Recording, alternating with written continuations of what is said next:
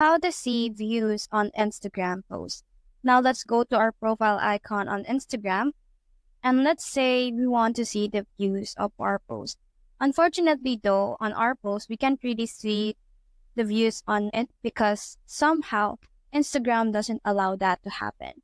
All we can do is if we tap on one of our posts, we will be able to view insight if we are on professional account, and we will be able to see how many likes, comments, sends, and save we have gathered on this certain post. However, if we go to our reels right here, we will be able to see by tapping these three dots right here and clicking on view insight, the place that we have gathered on this certain reel that we have posted.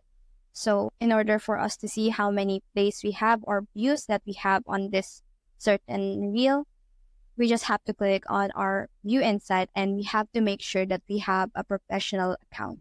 So that's how to see views on Instagram posts.